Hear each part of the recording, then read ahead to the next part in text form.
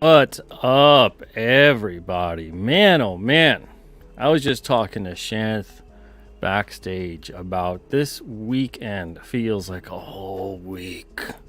Yesterday felt like the entirety of the weekend for me, and then a very, very busy day today. But in a good way. In a good way, the weekend feels like a whole week. Man, oh man. Well, welcome to Comic Book Radio. This is episode 78. I'm your host, Peter Samedi, and tonight my guest, of course, is SHANTH ENJETI. And, man, oh man. Sunday shows usually seem to hit the ground running, and I love it. Thank you guys for being here. Really appreciate it. We got 40% Zed in the house. Just Kevin Ryan. How's it going? American Comics Company. Hey, Mick Gregorable. Look at that. Mick Gregorable. I dig it. Tammy D. What's up, Tammy D? And thank you for becoming a member of the channel as well. Really appreciate that. Spicer Mick, Leroy. And I see you in there, Spicer. Gifting 10 memberships. Holy smokes, man. I think half of the members of this channel right now were gifted memberships by Spicer Mick, Leroy. Thank you so much, Spicer, for your kindness and generosity. Tammy says, has anyone heard of Leo Maracchioli? Oh, he does hard rock covers. Yeah. I've heard of him. Good stuff. Stephen Rockwood, what's up? Excited for Shanth. We got Blue Teddy Narrations here. What's up, Blue Teddy? Grape Nuka-Cola says, hey, Chad, hey, Pete. I went on an alternative spree. My next shipment might have to come in a crate. Every time I'm almost ready to ship you your stuff out, brother. I'm like, well, there's another one. So it's coming this week. Promises. Grab some spare King Cryptids for Christmas gifts, too. I'll be spreading the joy. Good choice. Thank you very much, Grape Nuka-Cola. Let's see here. Oh, Michael Bancroft. What's up, Mike? Thank you for the super chat, man. So Shanth is one of the coolest guys and best artists in the scene. His painting streams are the best. We'll be talking about that stuff tonight, too. H is for Heretic. What's up? Thank you for being here. And you can't see this on the screen. Bruce Lee. There's a new emoji. It's a Bruce Lee emoji, in case you couldn't tell. Mr. Monkey Boy. What's up, Mr. Monkey Boy? Also, we have What Geeks Do Network. Hey, how's it going? Says, hi, Peter. Just started watching TMNT from 2012 with my 3-year-old, and we love it. Not sure why I didn't watch it. I know this might sound blasphemous. I like that one. Maybe better than the original animated series. It's good. It's good. Yeah, it's good. Ruby Jade, what's up, Ruby Jade? Thank you for being here tonight. Manny Cornejo in the chat. So is Jordan. What's up, Jordan? Rick Saylor in the house. So is Randy Scribner. Hey, Randy. Spaceman is here, too. Coming on down. Marcus. What's up, Marcus? Hope you're doing well. We got Paul in the house. What's up, Paul? And Paul, payment received. So, yeah, I got everything through Square from the auction tonight. Gen X, how's it going, Gen X? Hope you're doing well. We got Heat Miser here as well. Aldous on the farm. Everybody's here to see Shanth tonight. It's great. We're going to have a good conversation. Really, really good. Arthur, what's up, Arthur? Creative Faye is here as well. Spicer says, we got to get those numbers up. I got you, brother. Appreciate that, Spicer. And World at War Comics, lots of alternate today. Indeed. Tommy, appreciate it, brother. Sheldon Martin in the house. What's up, Sheldon? And Wayne, what's up, Wayne? Good seeing you again. All right. Oh, that was good, too. Yeah, I don't know if I can choose. You're right, Gen X. Yeah. I might like that one more. I don't know. I'll rewatch them again and I'll decide. Those were pretty good. They're all good. All right. before we bring on the man of the hour, I just want to say one thing. One thing. Alternaween is ending tonight. Indiegogo, it's apparently ending tomorrow.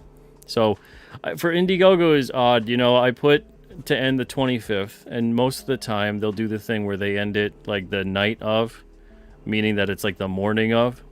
They're ending it tomorrow. It is what it is. But Indiegogo ending on Fund My Comic tonight, and tomorrow it's being taken off of the Alterna Comic site. So you can't fund it or anything after, you know, that after that. So if you do want to get an Alternaween bundle, make sure to get it very, very soon. It's not going in demand. We hit our goal. Funding goal was very, very small on Indiegogo, just 500, but we're not going in demand. So if you want to get an Alternaween bundle, and you will absolutely get that in time for Halloween. I'm fulfilling the rest of the week. It should be done within a week. Get that tonight. All right, and that's it. I'm not mentioning any more tonight. Time to bring on the man of the hour, the one and only Mr. Shanth ENJETI. What's up? Nothing much, my brother. How you doing? It's good to see you. It's good to see you too, man. And you know, it's funny because the last time you were on this channel, I was pushing for you to reach your goal. Yep, you were. And look at how far you've come. Listen, that was awesome. That was one of the best times I think I've had. This ain't gonna work. I'm working on it, Pete. I'm gonna work on my swearing. I've been watching this show. I was watching when Gary was on, and I thought, "There's no way I'm gonna survive this," but we're gonna work hard. That's just.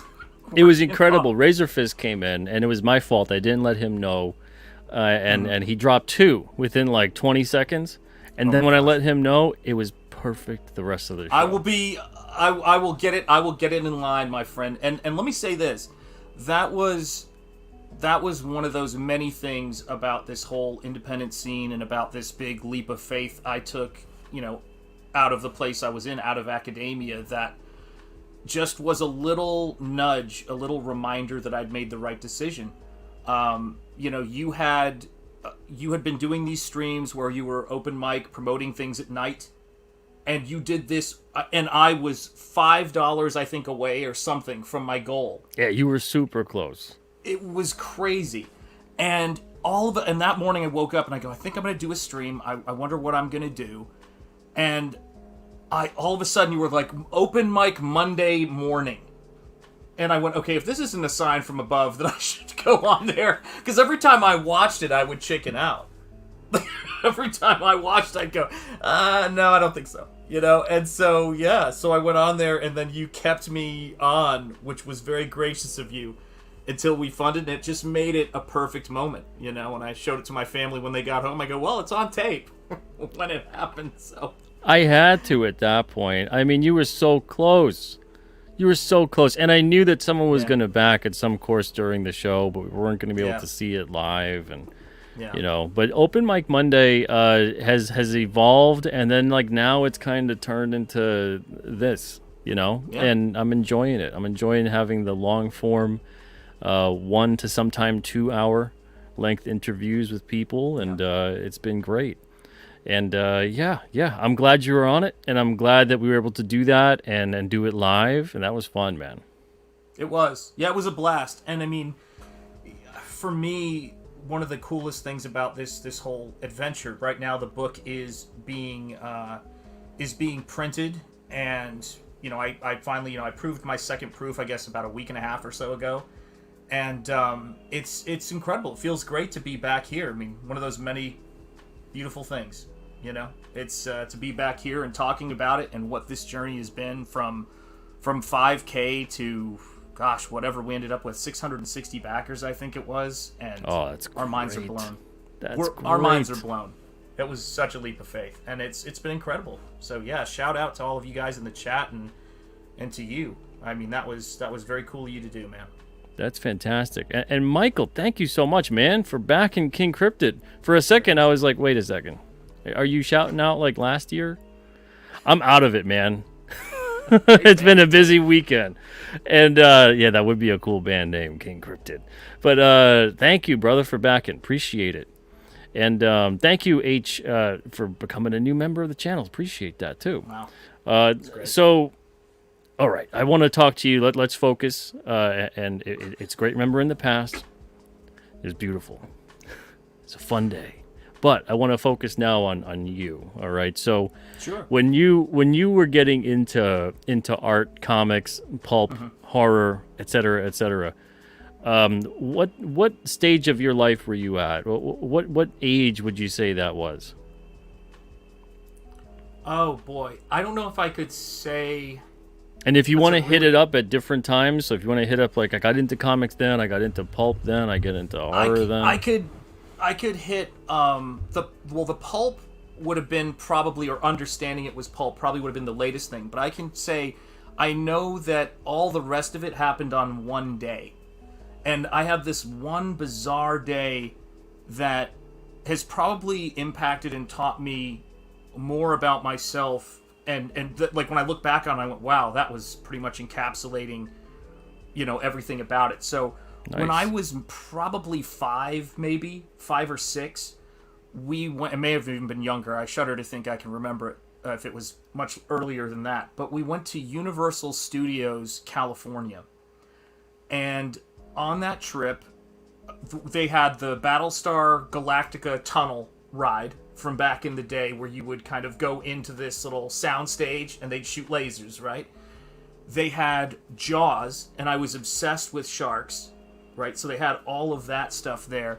And then they had the monster makeup show where a guy in the Lou Ferrigno Hulk makeup, so in addition to Frankenstein, Dracula in this laboratory, and someone being stretched on the rack, they had Lou Ferrigno's Hulk makeup guy come running up the aisle and looking around, because that was their big, show on the lot at that point. And it was almost like, it was almost this incredible, moment of being where you wanted to be. Like, if life was perfect, that's what you'd be surrounded by. And so that was big for me, and Yeah. and one of the craziest things about it is it also was this kind of really wild moment of me kind of, now when I look back on it, sort of what led me into teaching and what led me into how I try to treat people when I interact with them in the space, or what sort of revealed it. But there was a kid who was there, and apparently was in the papers, who was getting a trip to Universal Studios, who had progeria. And he ended up being on the tour with us.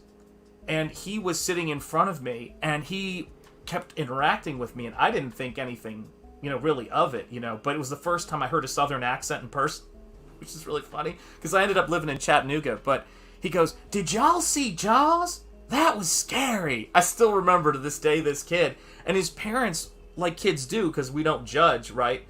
We were just having this great conversation, but I can remember his parents just being so happy that he was meeting a friend during this day. And I don't know, it was one of those really special days, man. I just go back to it, and I think that was a nexus for so much of what I'm about, It was crazy.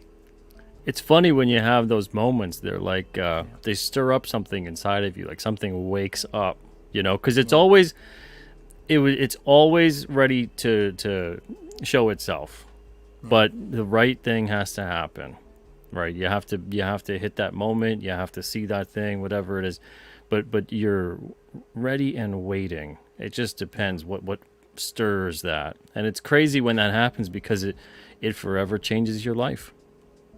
Yeah, I mean, look, I'm one of those people who, when I was a teacher, and I've always had, I think I had faith for other people, but not as much for myself. So I would tell people when I was teaching students, I would go, you're going to have these moments where if you're on the right track, you're going to feel like you're being helped by hidden hands and all of this stuff. And I wanted that so much for other people. It's a big part of who I am.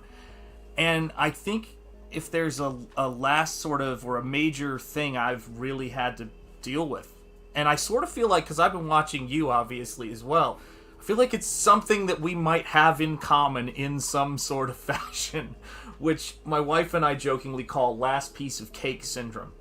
Which is, if you're at a party and there's only one piece of cake left, and you say to yourself, "Oh, here's this one piece of cake left. But I shouldn't take it. It's the last piece of cake. Would you take it or not?" We're the people who would, even though it's right there in front of us and we want it, would think, "I can't take the last piece." It's just one of these things we joke about, because we like to help other people. We love to help other people. It's and weird. It's tough. It's weird you say that, because a lot of the time in the house, my wife's like, who are you saving that little bit of juice for? Who are you saving that little bit of cereal there for? That last slice of bread. And I'm like, it feels weird to have, what if you want it? That's right, I know. And then what? What are we saying about that person when we think, right? Like, that's what always cracks me up. I go, like, what's this crazy thing?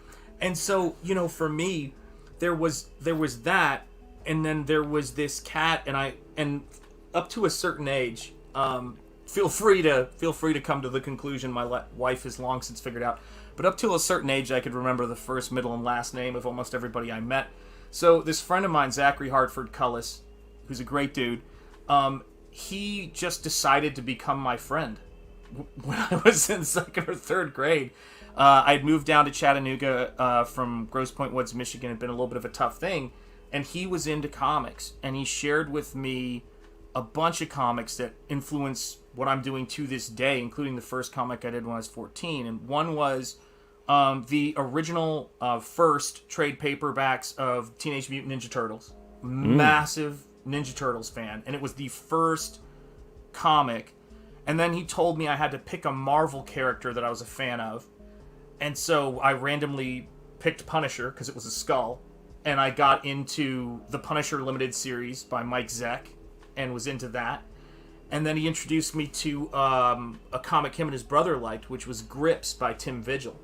And I got super into Grips. And so from him, I was introduced to Todd McFarlane.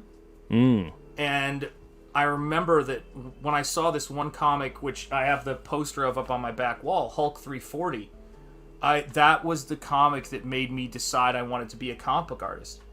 And in 1990, when Spider-Man 1 came out, I went to go get my poster signed by Todd. And you want to talk about these weird moments, right? I go down there to bring my... people say don't ever meet your heroes. I'm not a big fan of that whole idea. It just seems like it's... Of meeting them or not meeting them? I don't think that anybody should take for granted that you shouldn't meet your heroes. I guess is what I mean. Like, I hear a lot of people say, I've had great experiences with a lot of my heroes, and I went to go meet Todd McFarlane, and I'm sure you know Todd McFarlane, like, just what he's like, his general thing. I slide my poster over to him. We go way back. We hang out every now and then for the holidays. Listen, I've seen it. Flashing gang signs. He's like, Pete, I really like this alternate comic thing you're making. Pete, it's great. Oh, it's great. It's great. Can I give you a little bit of advice? Set it on fire. No, it's it's like Todd's like, all right, easy, Todd. But he saw me and I said, hi, but much higher voice, squeakier voice. I said, hi, Mr. Winkle. My name is SHANTH ENJETI, and he just starts writing on my poster. Now, look, I think it almost hurt my relationship by the fact that my wife was like, what's his name? Like, when she was trying to meet me, how do you say it? And he spins the poster around. I kid you not, he spelled my name correctly. I couldn't spell my name correctly if you just gave it to me at random. It was the weirdest thing I've ever seen. So I get out of line, and I'm a little bit out of it, and one of my parents came over and goes, I don't know what this is, but all these people were trying to trade me comics for it. And I said, well, what do you mean? And she said, he came over and he gave me this thing. And I felt like it would be rude to trade a gift. And he said, this is for you being such a nice mom waiting in line for your kids to get their stuff signed. And it was an original page from Amazing Spider-Man. What? Wow. And you know what it says on the back in ballpoint pen? Because Spidey's not on it. $75 in ballpoint pen. Ponder that for a minute. So that's incredible. What year was this? 1990. Wow. I was number 300 and something in line to get his autograph. And I'll tell you this, the thing that really amazes me about all of this stuff. The move to Tennessee was tough, and I think sometimes there have been a lot of times in my life I'm really grateful for where you just need somebody when you're a kid to kind of just, to me, he's successful at this most American of art forms.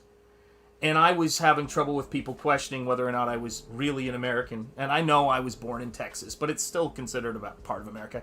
And and I would talk to these people, and here was this guy who was amazing at this American art form that I was absolutely passionate about. And when he wrote my name and he spelled it correctly, it was almost like, you know, he was saying welcome. And how do you thank somebody for that? And how do you ever forget that? I just haven't. So. Have you ever shared that story with him? Like even just try to tag him on Twitter or something? I think I sent him a message once on Instagram because I'm one of those people that, you know, I'll do it, but then I'm like, all right, I gotta, you know, because I save lives all the time, bud. No, you know, like, you don't know what it's like. Yeah. He's just, but no, yeah, I share that story a lot. Actually, wait a minute, what am I saying? There's a better story than that. So the story gets better. The poster I know he knows the story. The poster got lost that he signed for me, right? And then there's this video game company that turned out to be a money pit here in Rhode Island. You may have heard of it, 38 Studios. But launched by Kurt Schilling, and Todd was one of the creative people that they used to get investor money, and he came in and gave his thoughts. So when they were closing down on the last day, two of my former students at college who were there ordered the poster and went to him because they knew the famous losing the poster story, and they said, can you sign this for our teacher when he was younger? And so I have that signed. So it's insane. The story, like, I could just keep going on and on about how I can't believe, you know, it's a miracle to me. You know, it's a miracle to me, and I feel really grateful, you know, because, you know, it's a wild kind of thing. Like, it's improbable that I would be where I'm at, and I would, you know, be all the places that I am, and I always just sort of, I'm so grateful for all of it, you know, and I just work hard, and, you know, grateful I have good people around me. That's awesome, man. And Sheldon says Todd is Canadian, though. What can be more American than a Canadian making you feel American? I can't think of a thing right now. I mean, you know, that's why I love Stephen Rockwood. You know, he's a Canadian who makes me feel American. What's up, Mark's Music Obsession? Good to see you, man. Yeah, it's crazy, but you know how it goes, man. I mean, it's like comics. My wife wrote the introduction to Nosfero, the Crypt Walker, and I kind of felt like I wanted her to write it, and then I was like, I'm not going to ask her because, you know, she's like me. And she said, you know, I think I should write that intro. I think I know what I want to say. And I was like, oh, okay, fair enough. You know, and it turns out she filed papers and she just stuffed it. No, she she gives me this intro back, and it was just one of the most amazing things I think I've ever read. Where she goes, the first thing I ever knew about my husband was he said, I'm going to be a comic book artist.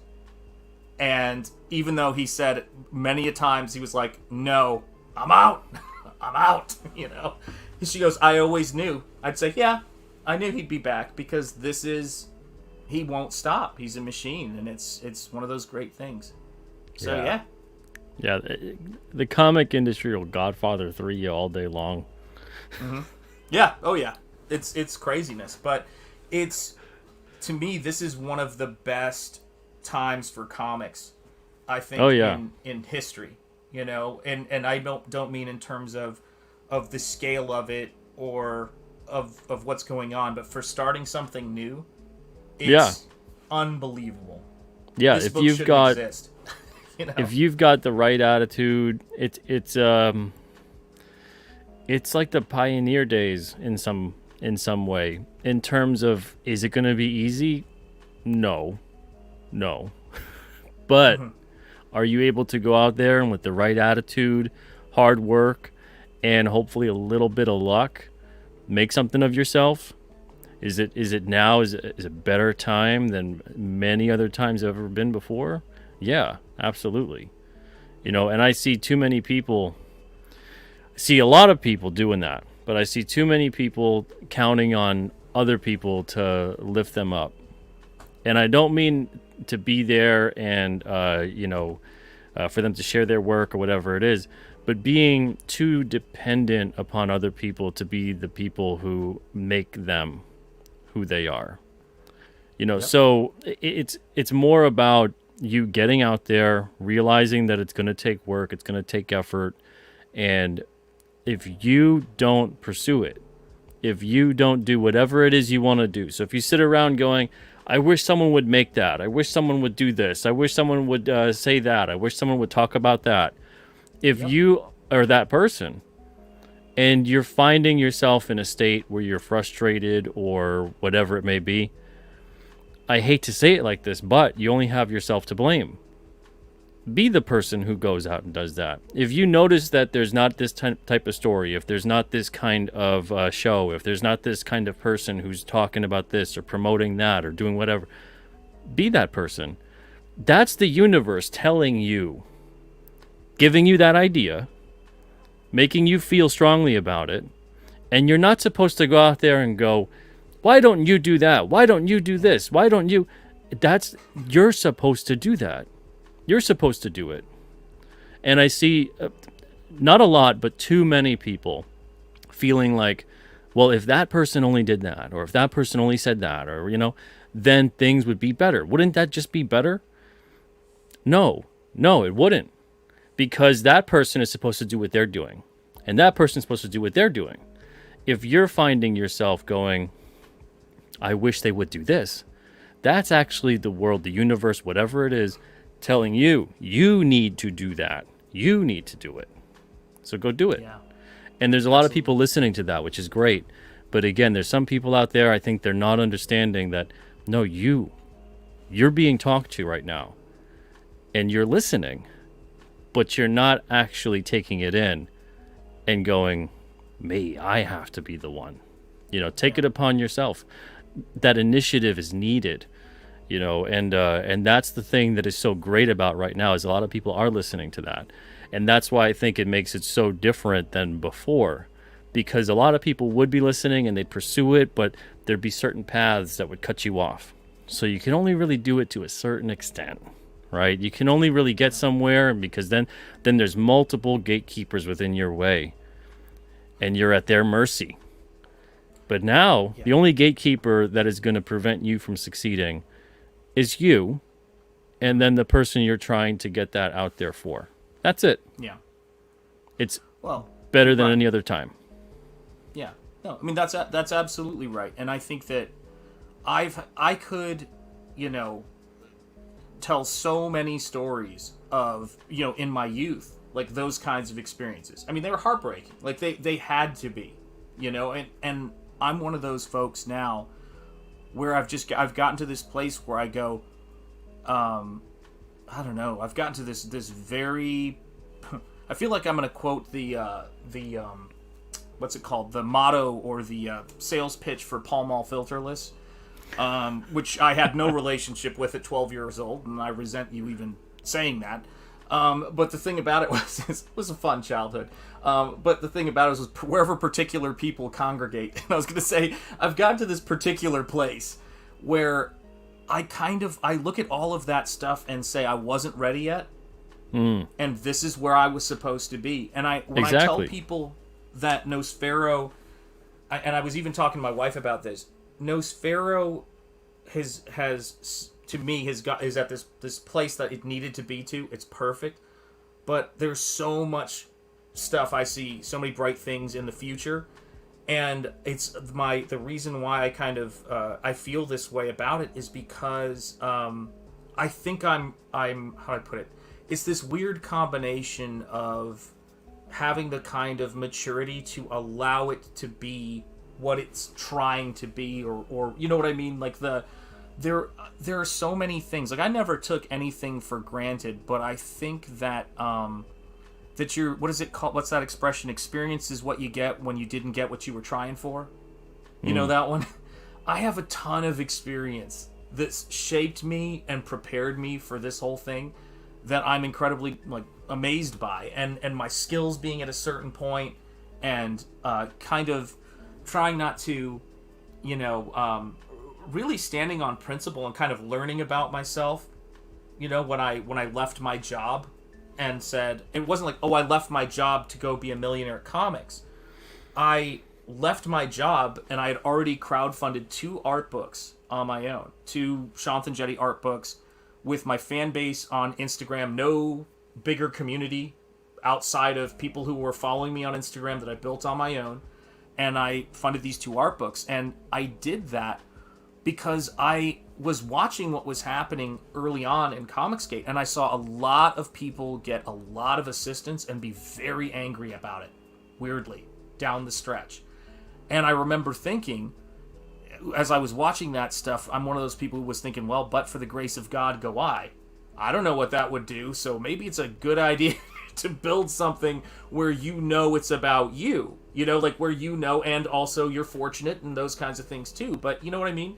Where I'm looking at it from that attitude, because I think, and it's not to say I got to see this incredible, group of people in our space come together, including yourself, including, people like Ethan and John Malin, but it never started with this idea of politics, trying to politically maneuver myself to get things for myself, self, and to manipulate situations. Yeah. Because I came from academia, and I never got it there, and I was done with it. I was just done when I left. I go, no thanks. And I was just the right age for it, I think, or age I needed to be for it.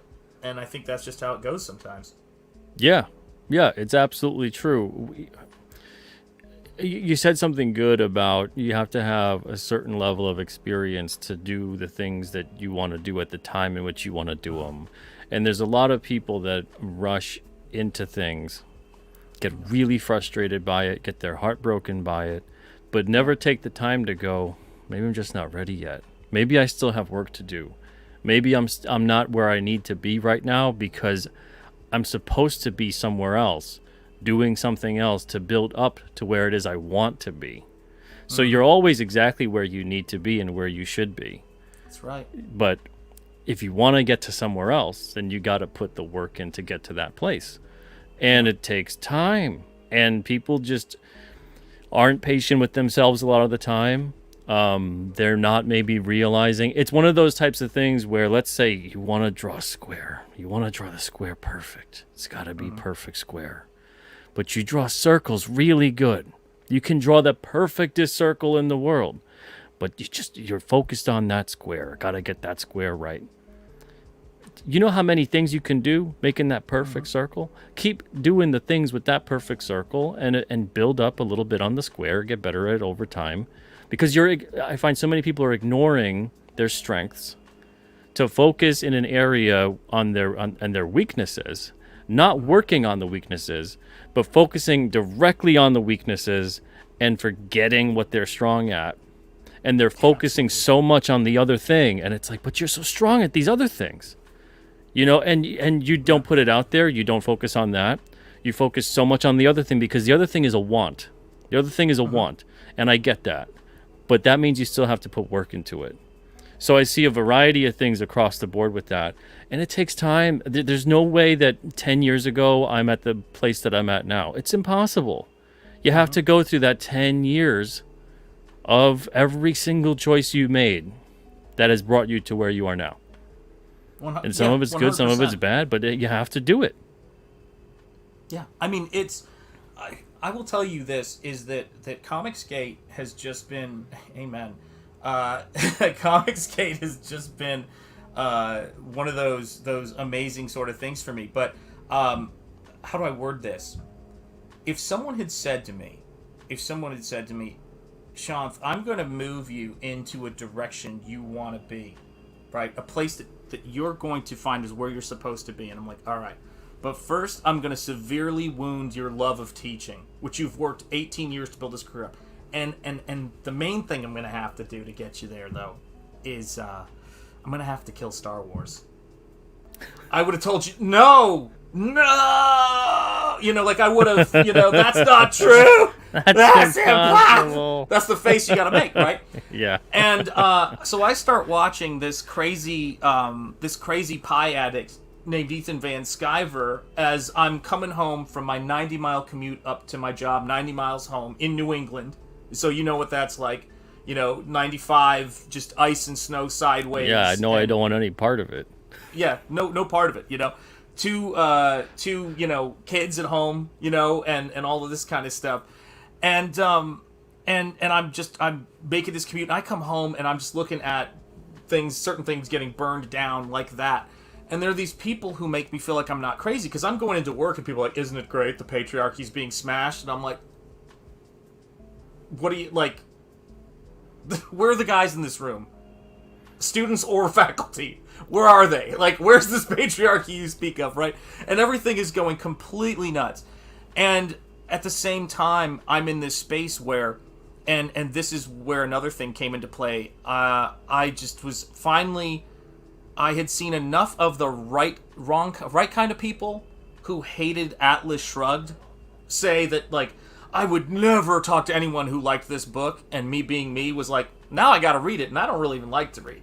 So I sat down and I listened to the audiobook of it, in full disclosure, and I'm listening to it, and I realized that the thing that has been haunting me both and Razor Fist did a great job of describing this on his channel about the it's a carny business about comics, but mainly fine arts is 1,000% that. Art schools 1,000 times that, where you get punished for merit. Where if you're a great, and it went all the way into if you're a great teacher and everybody wants to teach your classes, you get penalized for that. You would think if you did well and it brought more students in, you would be rewarded, right? You'd maybe get a full-time job. You'd maybe get all these little things. And it's not about what you don't get. This is the big thing I always want to make sure people understand I'm saying. It's like that line from, what's that movie called? Contact, where he says, if you're not being shown the door, you're certainly being handed your hat. Where I just say, sometimes people, like, if I go to a Klan meeting, again, they're probably not going to want me there. That's my theory. I'm not sure. I haven't talked to people, but I think an Indian, Austrian, Puerto Rican, Catholic, Hindu is not, not I think they're getting desperate nowadays. Well, and then I said to myself, and I prayed about this, Pete, and I said, please send me an accepting hate group, and he sent me Comicsgate, and it's been wonderful ever since. And the worst racists. I mean, I know race. I mean, they're disappointing on all levels. But I've had the blood of racists on my knuckles. Yeah, amen. Yeah. Oh, I'm sure we could swap stories, man. Yeah. But here's the thing that's such a trip about it, right?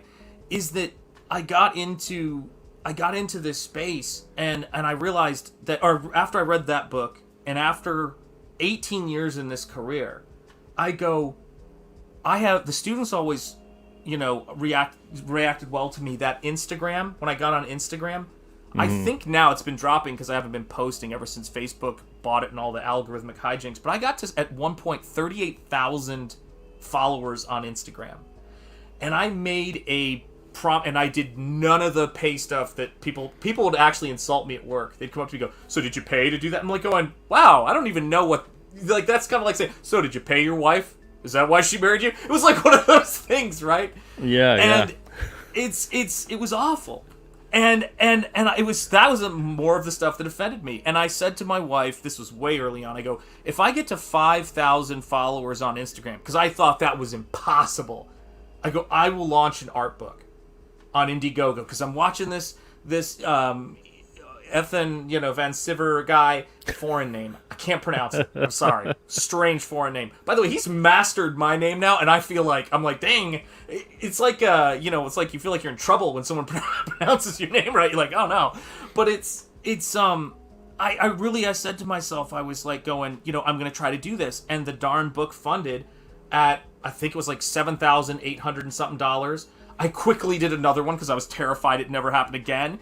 And that was like $6,000, something dollars for the second one, which was to me crazy because it was a year after the one I just did. And what was so funny about it was, and this was where the context is so important, guys, and for this, and I'm sure you know exactly what I'm talking about. I then was watching my favorite, Comicsgate shows and streams, and there was some big deal because someone was upset because Comicsgate doesn't help the small creators. Doesn't help the small creators, right? Like, and it's like what I was talking about back before. Yeah. And this guy, God bless this man. God bless and keep him on his journey.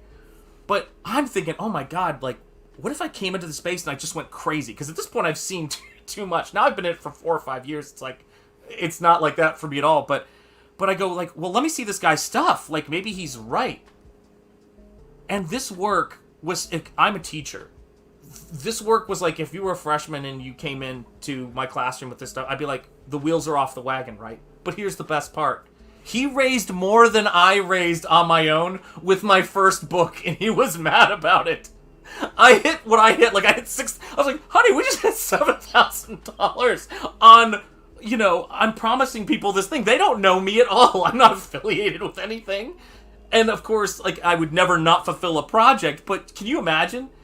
It was like somebody going, do you know he only paid me $1 million? And I'm like, yeah. What? And there's people out there that are like that. That's why it's a slippery slope. It's so tailored to the individual. If you approach life in a state of gratitude, you'll find that things often go better for you. You'll find that you're not as upset too when things don't. And the thing is that, yes, is it difficult? Yeah, it's difficult, and sometimes it's tough to remember that there are people ready to support you as long as you put yourself out there and you're like, look, times are tough right now. And you're on the level with people, because we all understand that. But if you're going to come across as fake, and if you're going to come across as someone who's usury, and you're going to come across as someone who doesn't want to put in the time and the work and just wants to be lifted up and treated like some kind of a charity case and not looking to actually do the work, not for anyone else, for yourself, that's what the universe is going to give you back. So you're only going to be able to withdraw what you deposit. And a lot of people can't comprehend that kind of a thing, and it's, unfortunately, lessons have to get learned on that level. Yeah. And it's not like someone's going to go and necessarily teach you that lesson. Life will teach you that lesson. It's like that Rocky speech in the intro of the show. Nothing is going to hit you harder than life. Yep. Life is a crazy, savage, brutal teacher. And it doesn't care. It doesn't care who you are. It doesn't care where you're from, as long as you love it. Yeah, it's the weirdest. It is the craziest thing in the world. Backstreet Boys are Rocky. But you gotta love it. But that's what we do here. That's yeah. That's the fun of this place. You need that passion, because that's Well, the thing is, if you don't have that passion, clips at the start of this, and I'm like, I love this dude. 90s Ninja Turtles. I always, do you know how many times I've said to people, Instructors Pain 101, or Courses Pain 101, Instructors Casey Jones? That's my jam, man. Like, the first time, I grew up in Chattanooga, Tennessee. I was born in Houston. The first time, they were like, they live in Northampton, Massachusetts. I'm like, is that in America? Like, I didn't know. Like, I'd been to India, and I'd seen, like, actual poverty and come back and eaten Wendy's with gratitude. Like, seriously, like, it was a big deal. But I didn't know where that was. When I was in Northampton, and I went, oh my gosh, these are the drawings. That's what they, like, the Northampton. Like, when they took this exit, I'm taking this exit right now. I've made it, ma. Top of the world. It was like, that's what it was like for me. And what I would say to anybody in this space, right? Ethan hired me to do a Cyberfrog trading card early on, and I started doing everything I do in this space, guys, just to speak of the gratitude stuff for a big part of it, right? So you're on Fund My Comic, right? Alternaween right now is on Fund My Comic, yep. So I was doing a fun promotional video I do on my channel for my Nose Fair Bro Narwhal. And I couldn't get a high res of the Fund My Comic logo for my trailer. Couldn't find it. So I redesigned the logo for this trailer I was doing for my friend Narwhal. And then I thought, well, I should send this to them because, like, it's neat. It's like kind of like fan art. And that became the logo on the site. Oh, now, these nice. are just things I do for people. And with Ethan, it was the same thing. I started doing videos and intros for him because he was getting beaten up by people. This was early days, and he had a couple streams that were really tough to listen to. When he was just getting dogpiled, and the first thing I ever sent him, I think, was an email of me and my mixed crazy family. My wife and my kids, which I almost never sent pictures of. And I said, "See all these people? All these 4 people know you aren't racist, man." You know what I mean? Like, that's usually how things go with me. And with Razor Fist, I was listening to his books because I had listened to his stuff, bought his books, did some artwork for him, or just like of his characters just for fun. And out of like, and he knew I painted Western stuff. And out of nowhere, he said to me, he's like, hey man, do you want to do a piece? We hit our 300K stretch goal. Do you want to do a piece for it? And I was like, okay, cool. Yeah, this is my price. You get first refusal on the, on the original. And he was like, let's do this thing. And when people think about this, all I've ever wanted, and granted, I know it's a lot because I've experienced other places and how Atlas Shrugged kind of shaped me in that way, was for some acknowledgement that I kind of know what I'm doing when it comes to this stuff. You know what I mean? And I got that in this indie space because people don't care where you're from, what you're about, any of this stuff. They just want to see you deliver the goods. And that's what it comes down to. And so I started, working on my YouTube and trying to kind of show people this process and be positive and, try to, be one with everybody has different religions, but Bob Ross is my central deity. And I said I want to try to bring... that guy drives me nuts, man. I saw this one time where I thought he was going dark, and I know he's had his moments, and he said, he goes, this is a head sketch for Aldous that I did of the Shadow, which is a part of the Pulp love there. What are you using when you paint? I'm using, on this, I'm using heavy body acrylics on these, heavy body acrylics on crescent board, canvas textured crescent board. And so when people back at like the $300 and something head sketch tier for the book, or the painted head sketch tier, not just the head sketch tier, this is the stuff that we do. And so I started doing, I can't show that one, I don't think. I always make sure I'm not showing anything that's like, it's not, none of them are too bad, but it's, I don't know. I want to be careful of your channel and what you do, so I can get Thank you. Do anything here. This is great stuff, man. Yeah, and so to be able to come into this space, dare I say this alternative space, and sort of be able to create something beautiful and have people go, hey, you're not crazy, actually. That's pretty good. Like you kind of know what you're doing. And I'm like, and Instagram did that for me, as dumb as that may sound. I had been so beaten down by fine arts college that by the time I got onto Instagram, no one knows who I am. It's great. I'm an academic. It's a perfect test case. Nobody knows who the heck I am. And I just said, I'm going to go and put my stuff up there because, my friend of mine who's an artist like, you should get out there more. Like, those friends of yours. And I go, okay, I'll do this. Nobody knows me. Like, how does it work? Like, I was seriously, like, imagine walking your parents through an email. It's pretty much that. And all of a sudden, thousands and like, I remember the first time 50 people watched one of my videos, I was like, I think I don't know 50 people. Like, 'cause I'm super introverted.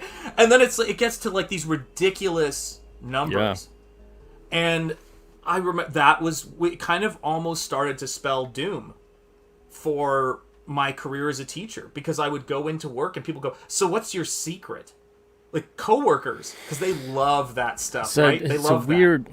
It's a weird crabs in the bucket mentality across the board. So bad. With art school, because they're competitive, but not competitive in the way in which it fuels them to create, a lot of the time. Sometime, for some people. Yeah. It's an individual thing. But mostly group wise, if I had to unfortunately paint a broad brush, I would say that they become competitive in the way of wishing to destroy the competition and discourage them, than actually encourage them or encourage themselves to find a different path to compete and create. And man, I haven't heard, and it's just my own experience as well, I haven't heard one person ever go through art school and not talk about it in a way where you can compare it to wanting to smash the square peg into the round hole. Yeah. It is an unbelievably discouraging atmosphere, and not wanting to promote originality. It is weird. I haven't heard one person ever go through it where they left and overall their experience, they felt like they grew more from it. They found their path. They were encouraged to, embrace their unique style and vision. It was usually just, you can't do that. My kids You can't did. do this. What are you doing? You're not doing. You can't do that. Over and over I again. say this with love. My kids did, and they doomed my career. My kids were told that. What do you mean? Have you ever heard of? You say you like Disney. You're a Disney artist. Oh, that's cool. Do you know who Mary Blair is? Do you know who Tyrus Wong is? Do you know who Ivan Durrell is? Do you know who Mark Davis is? So I was the person who was making them dive deeper. Oh, you like Miyazaki? Do you like Oga Kazuo? I have a Blu-ray of him, a documentary on him for the Tokyo Museum. Do you have that? I have the Nausicaa large hardcovers. What do you think about that? I was that teacher who just brought in books, 90-mile drive. Both uphill in the snow both ways, Pete. Uphill. And I would, God, I'll tell you, the real hero of that was my wife. She'd pack me lunch every single day, and she'd talk to me on the phone so I didn't fall asleep all the way home for like 2 hours. She was amazing. But this is the crazy thing about it, is that that job, if you've got it, if you love art and you love these people, these students, it should be the easiest job in the world. Usually both of those things are missing. Like, and I had this rule I do in my classroom, and they must have thought I was so conservative, even though I'm like not even thinking in those particular terms. But whenever students would talk politics in my class, I'd always say, tell me what Article 1 of the Constitution of the United States is. Can anyone tell me in the room, right? Clearly never helped anybody study for a citizenship test. But anyway, it was like, they were like, and nobody in the room knew except for one time a Canadian knew. I'm not joking. This is not a callback. It was legit true. His name was Josh Gennaro. Still remember this kid. And he knew it. And they would say, well, what is it? I said, it establishes the legislative branch of government. And they go, well, why do we have to know that? We're not running the country. And I said, shut up, never talk politics in my classroom again. 1, you are running the country. 2, you've got some studying to do. I was like, this is ridiculous. And to me, it's always, politics is what people use in political machinations, inter-office politics, when they don't have anything of substance to bring to the game. There's no joy in them. There's no skill. There's no passion. And when somebody gets Nosfero, it was so funny. I was listening to you and Gary Boak, foreign name. I can't learn it. But I was listening to you and Gary Beekler last night talking about, come on, I gotta have fun with these guys. Yeah. You're the only person's name I'm gonna pronounce correctly because we know. ENJETI, we know. You know what I'm saying? We know the spaghetti rhyme. We've heard it 1,000,000 times and we're done, y'all. We're done. But we probably cover the entire planet, just the two of us. We got all our people represented in the house. But this is the crazy thing about it. So I'm doing this book, Nosfero, and I'm listening to you guys. My book is 33 pages, which is to say 33 fully painted pages. It's printed on heavy stock paper, square bound, just like what introduced me to Pulp, which was the Collected Rocketeer. I don't know if you remember the Collected Rocketeer from back in the day, right? And it's on very heavy paper. The emphasis is on, trying to make these pages sing to the extent, I'm never going to be able to get these on here because my left and right is just off a cliff right now. But to make all this stuff sing. And when I'm hearing you two talking about your love of comics printed on pulp, right? Am I thinking, well, what's that say about me? How do I feel about that? I'm like, that's so cool. That's what you're passionate about. We're not bringing the same thing to the potluck. Do you understand what I'm saying? Yeah, man, I get it. What kind of demented person's like, I wish Pete Samedi was an Indian, Austrian, Puerto Rican. He's just... The only time I was talking to Jericho and my brother Gabe on our show about this the other day, I've only heard one person excitedly say, you're like me. And it was the Nazi guy in Falling Down in the Army Surplus store, and I think there's something to be said for that. Dude, what's wrong with people, man? Lord, I hope I didn't swear in there. I'm definitely afraid I did. No, you didn't. Okay. You didn't. You might have come close, but you didn't. I came close. Yeah, I'm like, shiver me timbers. You had me at the edge of my seat with that. But I'm sure I did. I'm sorry, brother. You were good. Sorry. But yeah, that's the thing that I love so much about the arts. You get there's a couple of unifiers across the board, and they all turn into, put them together, their culture, right? So these unifying things that form culture, one of them which I love is the arts and storytelling in particular. I will die on the hill that storytelling is seriously, it's the thing that unites us as human beings. Right on. You remove storytelling from the equation, and we have no connection to anything or anyone, because everything goes back to storytelling. Everything. That's how we convey ideas. That's how we communicate. That's how we express ourselves. That's how we can, within the constraints of doing something in a safe way, that's how we're able to create a simulation in a way of like, Yep. here is a fictional accounting of events, and let's use our imagination and our instinct and everything else that we have to create an outcome. And and you don't have to be looking to entertain with it, but everything boils back to that. Everything across the board. Yeah. And without that, you have nothing else. There's nothing else at all. So, and it's not to say that, okay, then that means that storytellers are at the top. No, no, no. It means they will forever be at the bottom. Yeah. They will forever be in service to their fellow man. That is the storyteller. And that's when things go haywire, I find, is when you don't understand that that is the foundation. That's why you're on the bottom in terms of it, because you're supposed to be.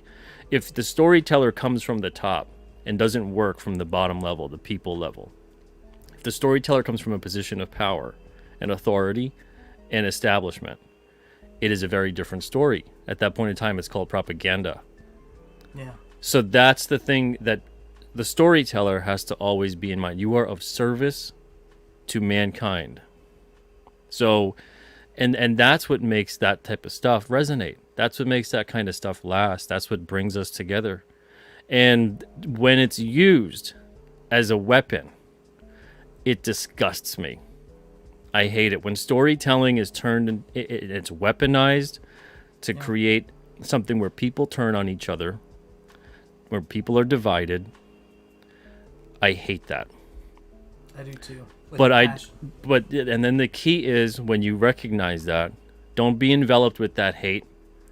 Turn it around, because if you start becoming enveloped with that hate, you become what you hate. That's just the way it is. So you have to turn it around, and you have to come from a place of love, and a place, again, from gratitude, and a place from servitude, and go, okay, what do I do to stop this thing that I don't like that's becoming? It's turning into this monstrous, awful thing. And you have to tap into something within, create and express yourself. And that's how you do it. You don't fight hate with hate, you fight hate with love. And that's it. Man. You don't fight destruction with more destruction, you fight destruction with creation. Yeah, like I was telling my sister-in-law, I was texting with her back and forth not long ago, and I was telling her this story that's kind of like one of those SHANTH stories, that people who know me know, because it just gives them some context for my youth and like what it was like when I was growing up. And I think I was maybe like 14 or 15, I can't remember. I mean, and in terms of my stuff, it's probably like a 3 on a 10 scale, but it was what it was. And we're at this pizza place. It's like, I don't know what the name of the next road was, but it was like the street after, parallel to Brainerd Road in Chattanooga. And this kid that I went to school with came up to me, and at the thing, and he slid me over this little business card. And you may have heard of these before, but it's like the business card said, "You've been paid a social call by a member of the Knights of the Ku Klux Klan. Don't make the next one a business call." Right? And I saw this thing. I'm texting my sister about it because we were talking about racism and stuff like that, right?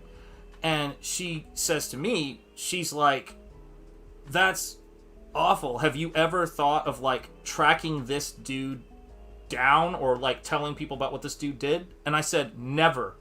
For all I know, he's married to some person of color, has kids, and looks back every single day thinking, how was I ever that person?" And I was like, and I don't carry that story with me for that. My challenge was when I've had an 18-year teaching career on the line, and I have had people like my late father-in-law, whose birthday it is today. You want to talk about how weird things are when they line up, Pete? I'm telling you, sometimes I feel like, again, the hidden hand stuff. We were meant to talk today.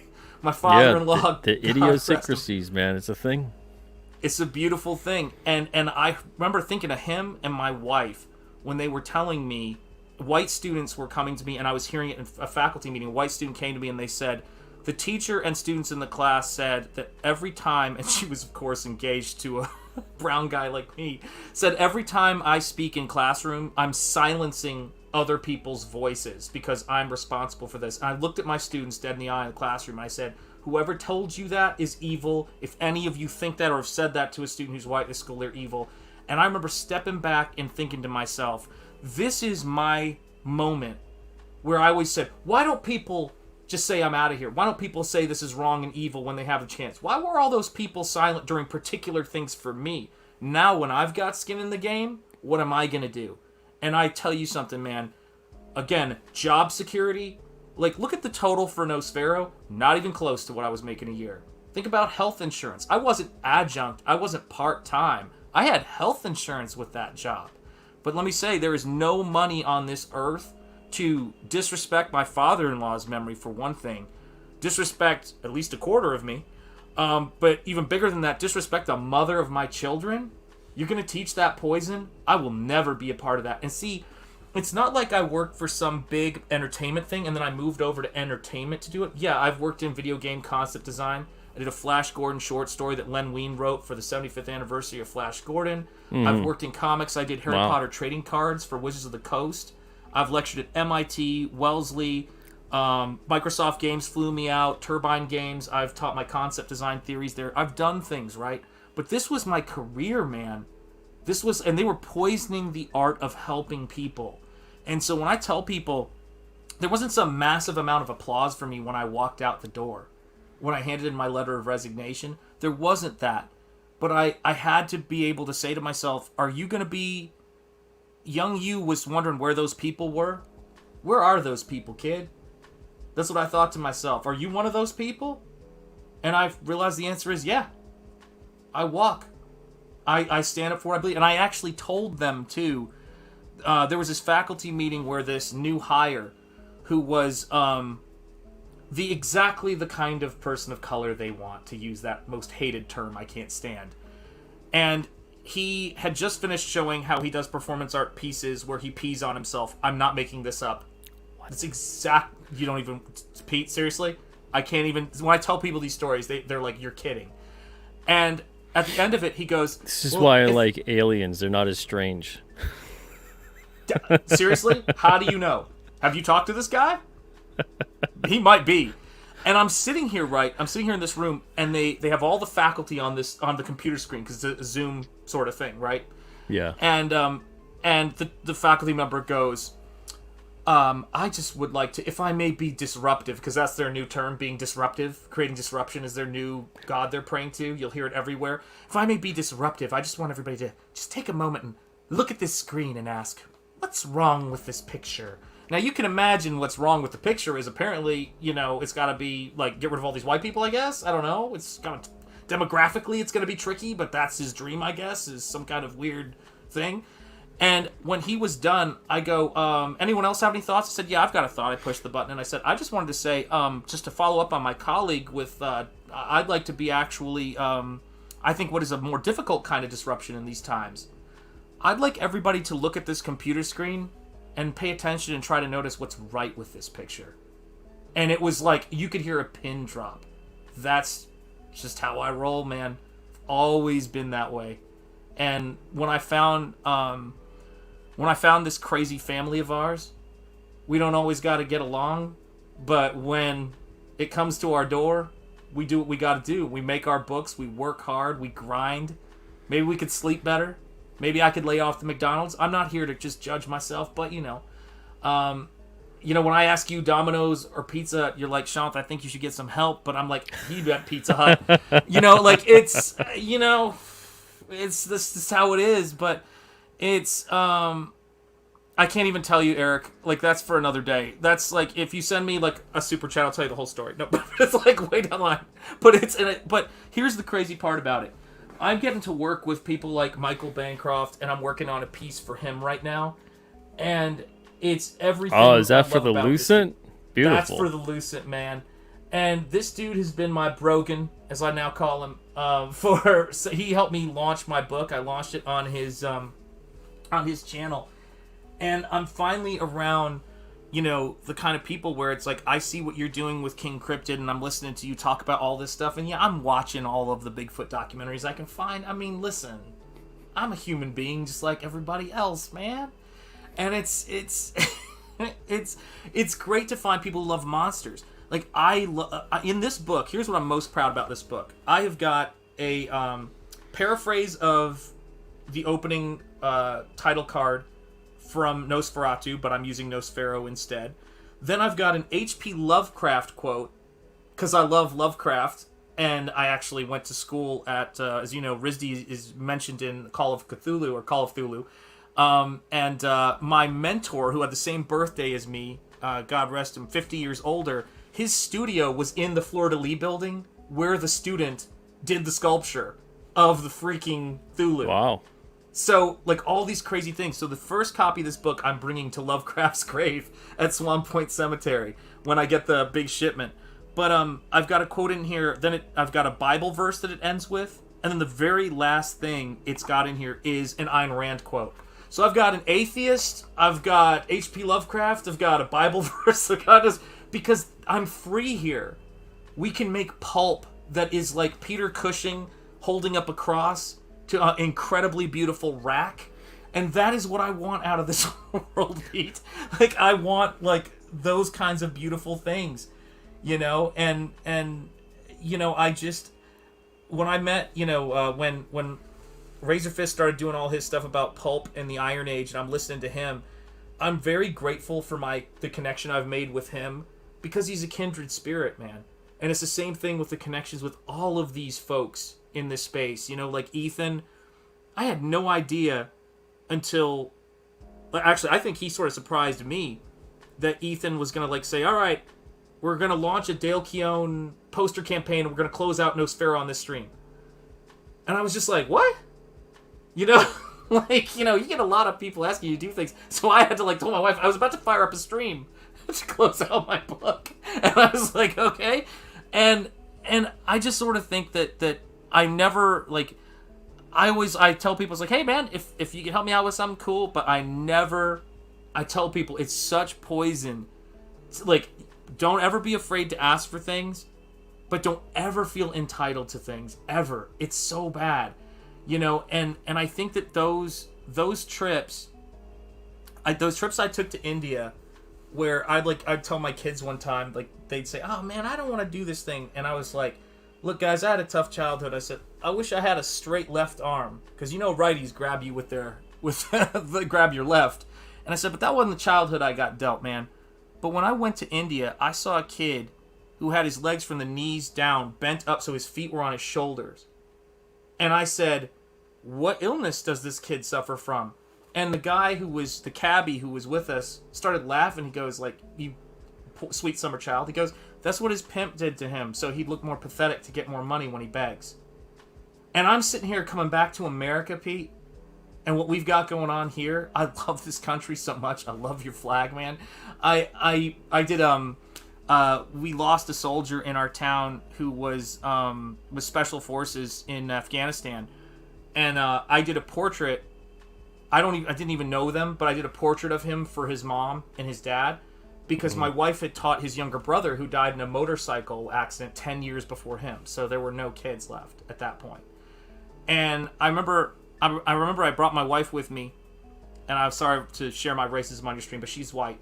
Because I'm a brown guy going up to where they're rededicating a post office to this kid with all these people there, and I'm a brown guy with a brown paper package walking up to this thing. I was like, I gotta have you with me. I feel too nervous, But I went up there, and now when we see them for dinner, we have the nicest conversations with them.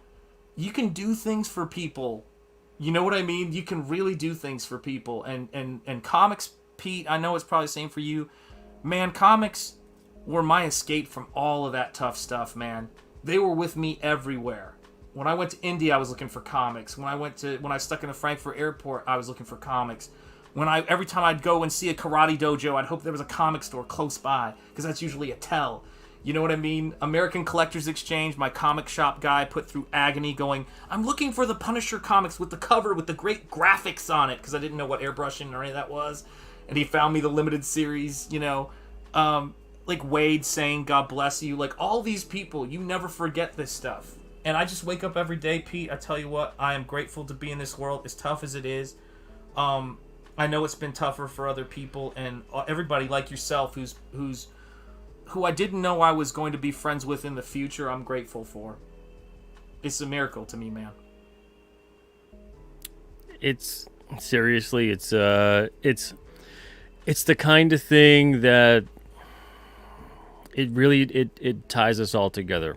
And the thing is, when we don't do that, when we stray from that, that's when we have things go really bad.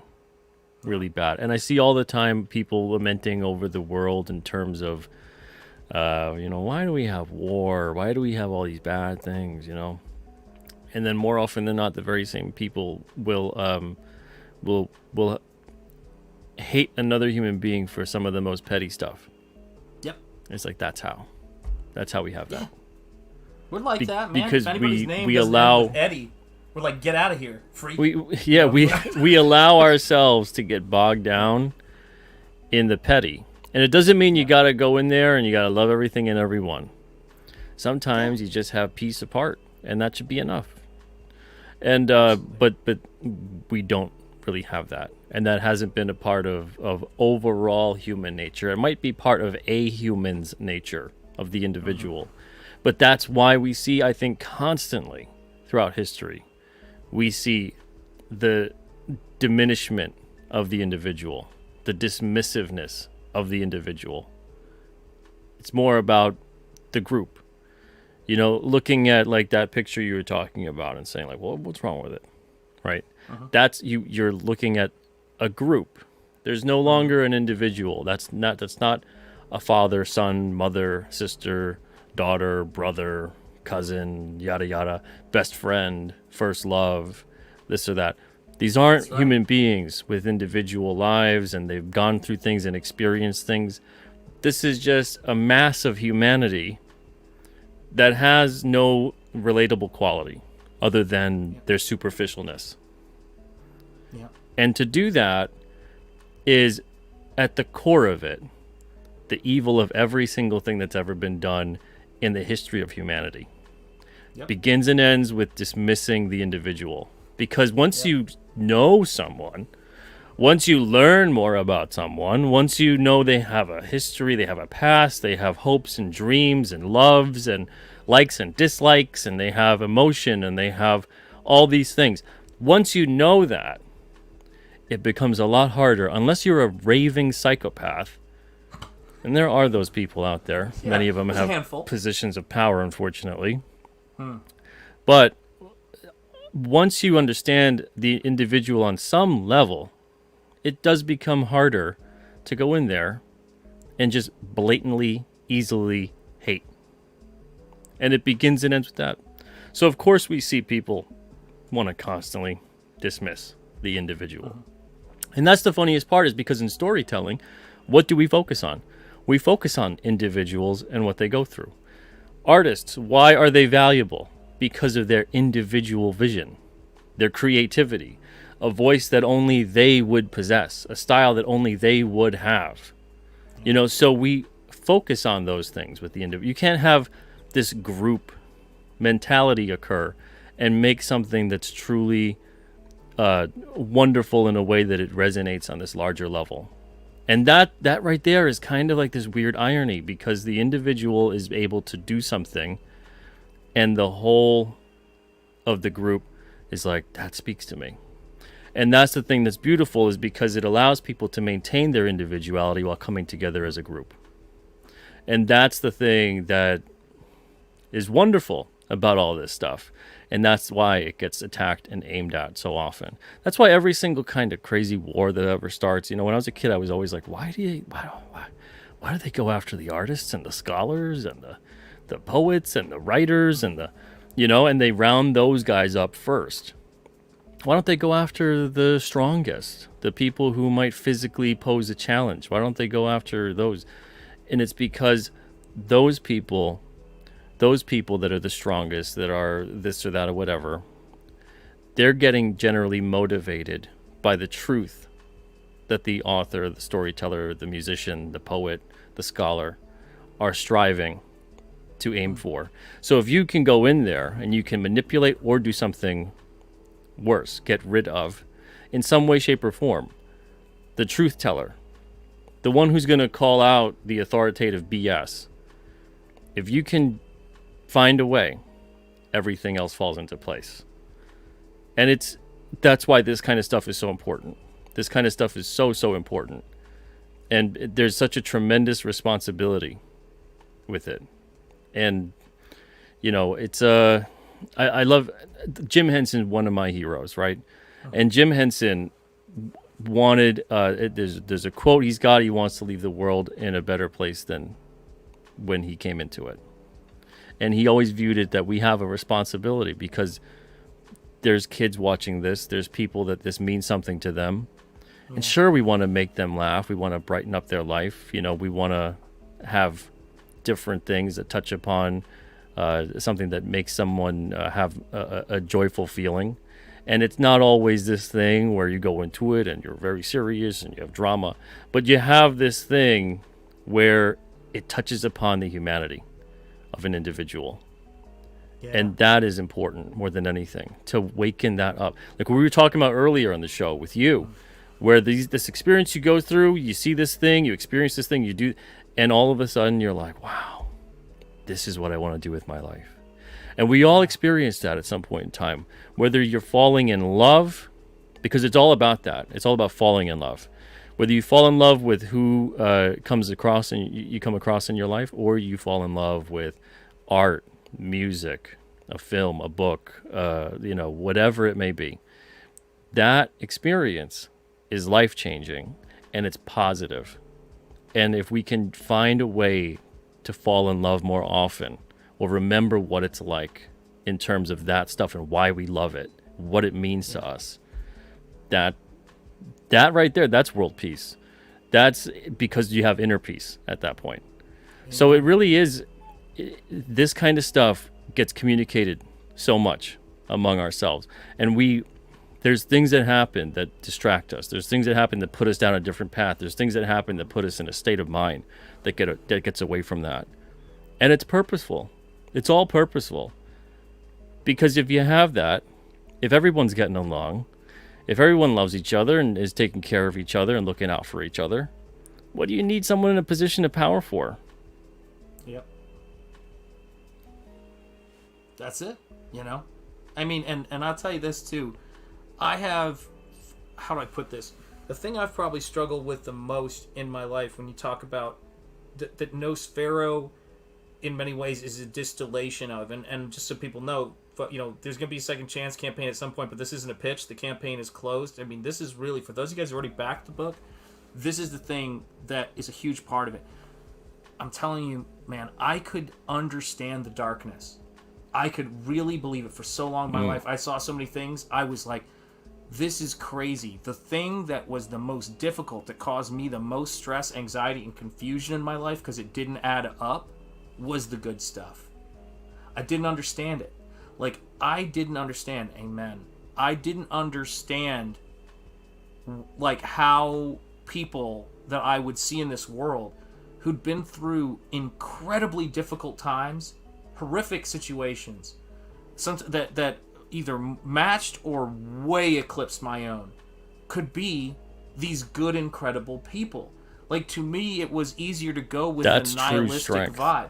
That's true. Do you know what I'm saying? Yeah. It shakes you to your core unless you have to completely ignore it, unless you're so twisted that you have to remove that from the equation. And it was that why that sort of those people make me think, or made me think during very difficult times, like, if I keep doing this work, if I keep working on this stuff, I can let go of this. I can let go of these things. I can let go of this anger. I I can let go of the abuse or whatever else people go through, right? Like, I would watch people who were like it, and someone once told me something, and it really shook me up. It was like the best punch in the face I've ever gotten, and I've gotten some good ones, but this one was great.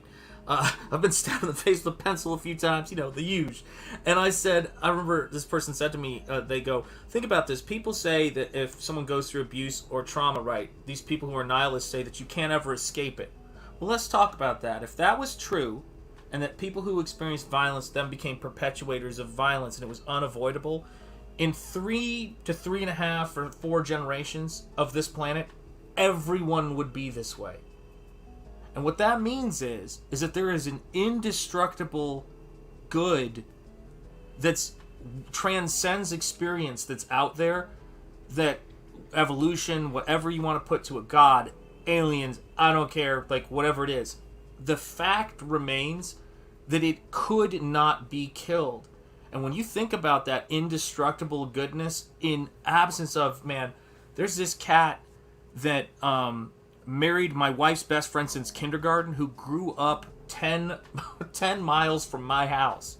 Okay? Like, that's the weirdest thing ever. Chattanooga, Dallas, Texas. His mom and her sister walked out of a Khmer Rouge concentration camp. She was pregnant with him. And his dad said, I'll catch up with you later. You know how it goes.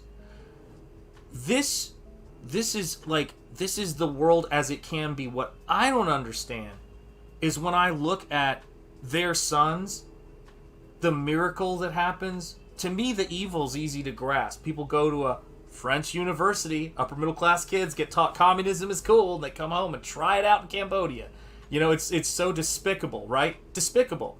There was this famous a gal who escaped those camps, and they did a Disney movie on her called The Girl Who Spelled Freedom. She was from Chattanooga.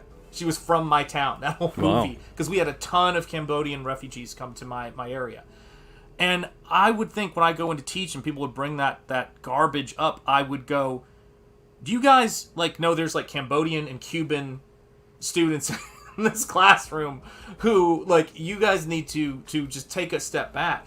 And what has amazed me though is how many people have come to these shores and come out of difficult experiences in some cases they've had here in this country, but because we have, knock on wood, have provided enough opportunity for people to still strive, to still make these spaces. Alterna is proof of that.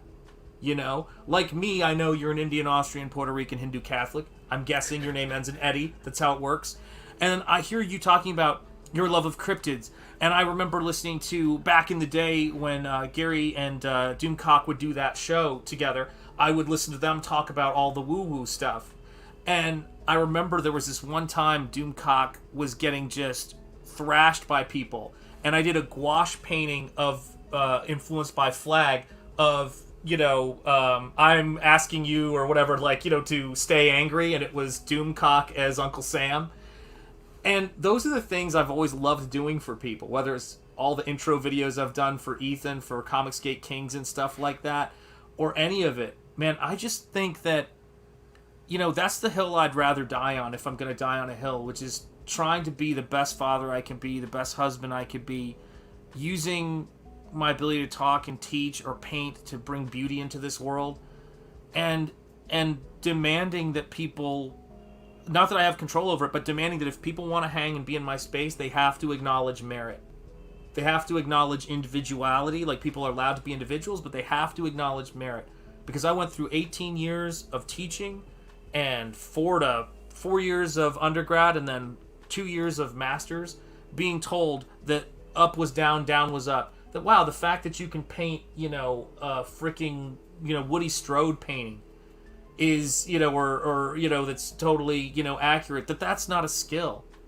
And I was fortunate because the best teacher I had during college wasn't a college professor. I was mentored by Brian Stelfreeze, and I would drive 2 hours to Atlanta to have him tell me my stuff was crap.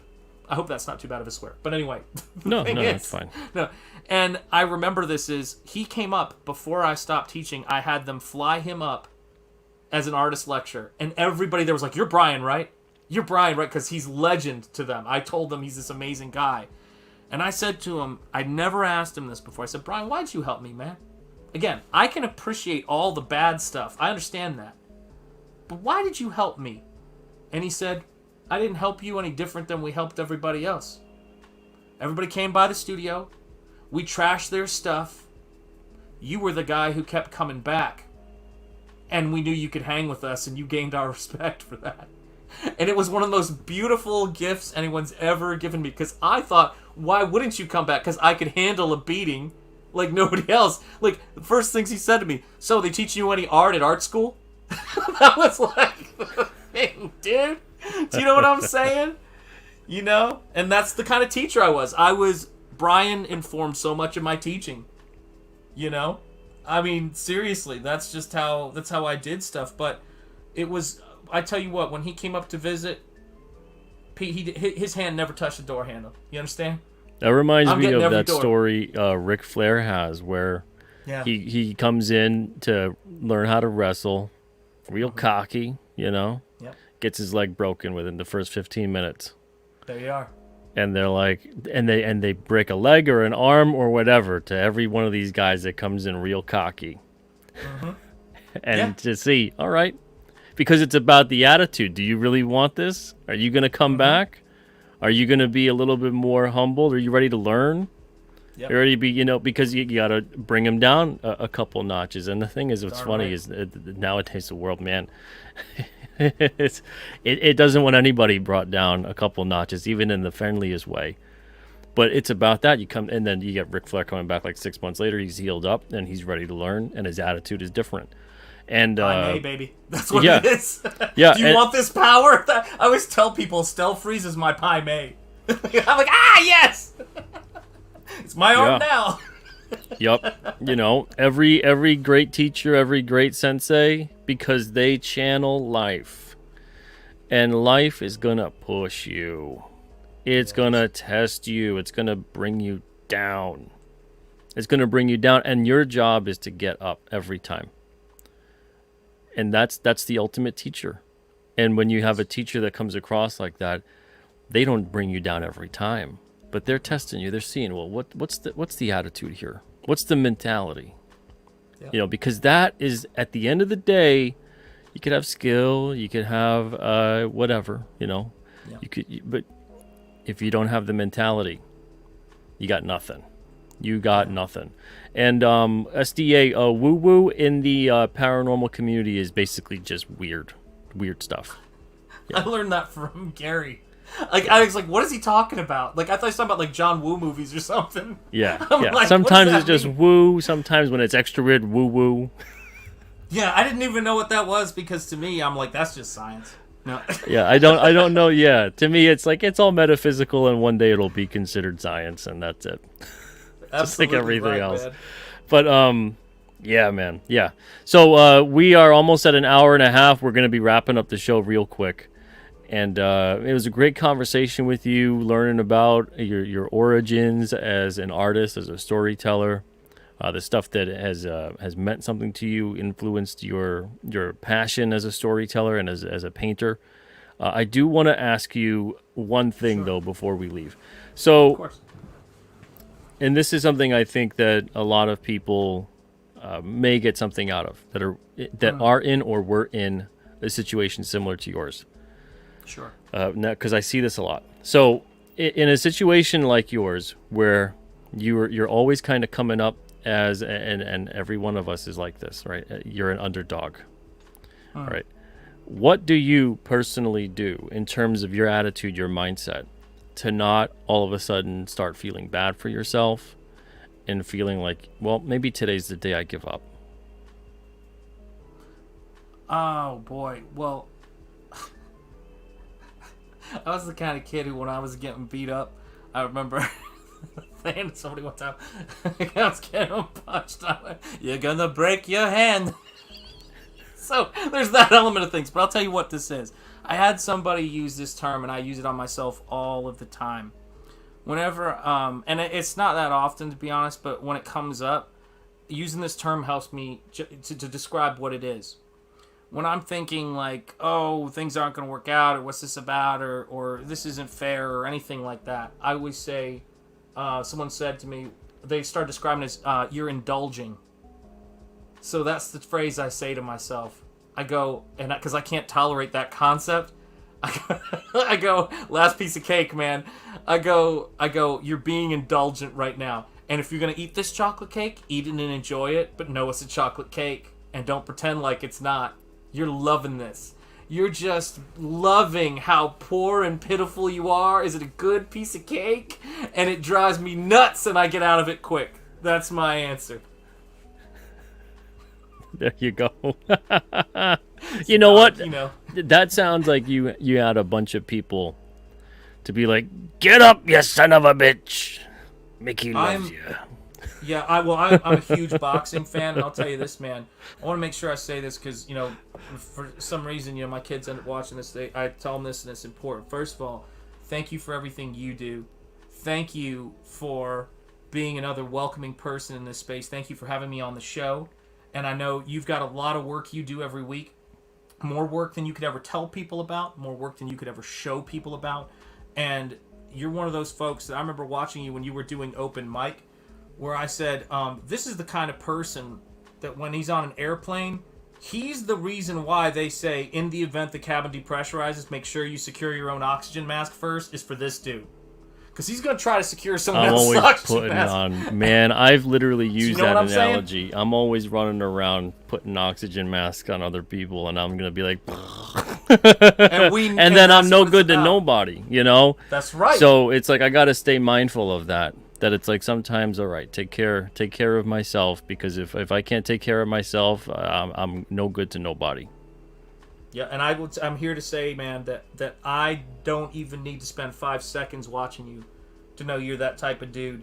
That type of generous dude who, like, when you talk about the pulp, I'm like, yeah, maybe I'm going to go get out my old issues and I'm going to feel that pulp too. Like, what I love about this space more than anything, someone asked me one time, what are you the biggest fan of? And I know the stuff I'm a fan of, Hammerhorn, all that stuff. But honestly, I am a fan and enthusiastic about the things other people are enthusiastic about and share. I love it. So if somebody likes some kind of food I've never had before, I'm like, tell me about that kind of food. Let's go have it. And maybe I'm going to have an allergic reaction, I don't know. But let's do this thing. Do you know what I mean? I haven't read this. You remember going to the comic store and the comic shop owner would go, what do you mean you haven't read this? And they'd go and tell you about this story and you'd go out with it and you go, man, I got to get into this. That's what I loved about it, and that's what you offer so many people. You keep always waving that comic book flag, and you always do this stuff, and I want all the success in the world for you and everything you do, man, because you're such a good dude, and you're so creative and inspiring, and I think your passion and the stuff that you have published and the stuff that I know you're going to create with your own work in the future is, the world's a better place for it, brother, and I appreciate it so much, man. Thank you for having me on. Thank you for those kind words, man. Appreciate that, man. Much love, man. Oh man. And right back at you, brother. Keep doing it. Keep pursuing what you love, what matters to you, and keep getting those stories out there. Keep getting your ideas out there. Keep working towards whatever it is you're trying to achieve, and keep pushing yourself. And same goes to everybody else in the chat. And it doesn't matter if you're a comic book creator or not. Whatever it is in your life that you're trying to achieve that's supposed to bring out a positive outcome for you and the people around you, keep pushing towards that. It matters a lot. It's everything. It's everything. Don't give up on that. And don't let people take that away from you. So everybody take it easy. Have a wonderful night. Really enjoyed this conversation. It was great. And everybody in the chat, thank you guys as well for being here. Thank you for your support, your kindness, your generosity, being awesome. And keep it up. Everybody keep it up. Keep fighting the good fight. So, Shanth, what's next for you, man, before we go? So I've got a book that I'm going to be... First, I'm going to do, once I get all this stuff shipped out, which is very soon for Nosfero, I'm going to be doing a second chance campaign while I get ready to launch a remaster of a book I did called Spring Ball that John Malin wants me to take another run at and rework. And I'm going to be launching that book. So a lot of stuff in the pipeline. But first, I wanted to fund this book and get it out to my backers. And then I'll worry about the next campaign. But we're there now. It's great. So thank you, everyone. And thank you. Awesome. Pete. Appreciate it. Awesome. All right, everybody, take it easy. I'll be back Tuesday night. Tomorrow I am off, sort of, kind of. I'm going to be fulfilling a bunch of Alternaween boxes full of comics, which is good. You know, that's an off day. That's an off day for me. Oxygen mask. But I'll be back Tuesday. We got a lot to do this week. A lot of great conversations on the show. The rest of the week is packed out. Everybody, take it easy. Have a wonderful night and an even better tomorrow. Thank you, guys.